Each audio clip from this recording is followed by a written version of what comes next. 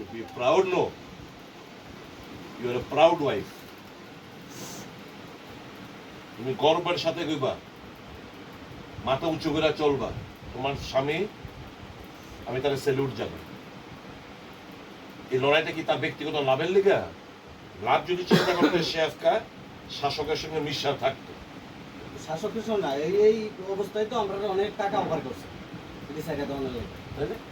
তুমি চিন্তা, এরকম সন্তান কটা আছে? কম না আমাদের, তোমরা একটা, আমাদের এই যে 5-6টা ভাই আর যারা আমরা শুভাকাঙ্ক্ষী আছি, এবং কটা আছে? কম না।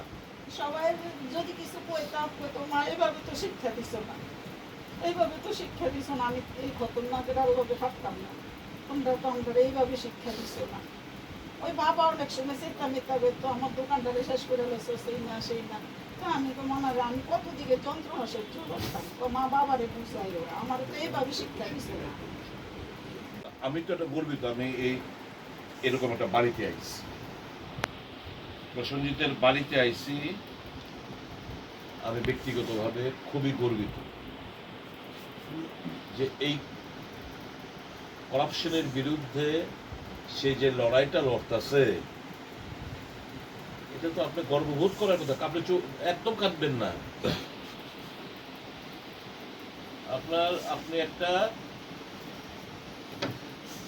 সুসন্তান এই সমাজের লেগে আপনি জন্ম দিয়েছেন, যে পরের জন্য লড়াই করতেছে, করাপশনের এগেইনস্টে লড়াই করতেছে। লাস্টে তো বলছে স্যার এদিকে খুব অবস্থা ছিলাম, লাস্টে হাতে খাইতে দিছে না।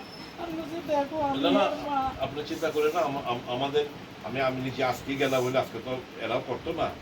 কালকে আমাদের যুব কংগ্রেসের প্রেসিডেন্ট নীলকমল সাহা ও এবং আমাদের চয়নজিৎ লস্কর, ওরা ওর সঙ্গে কালকে কথা কই ভাবি কি করতে হবে, আমি কই গাড়ি দিয়ে আইতে। আপনি একদম ঘাবড়াবেন, একদম ঘাবড়াবেন। এটা রাখতেও পারতো না বেশি দিন। আপনি একটু ধৈর্য ধরেন, এটা রাখতে পারবে না ভেতরে।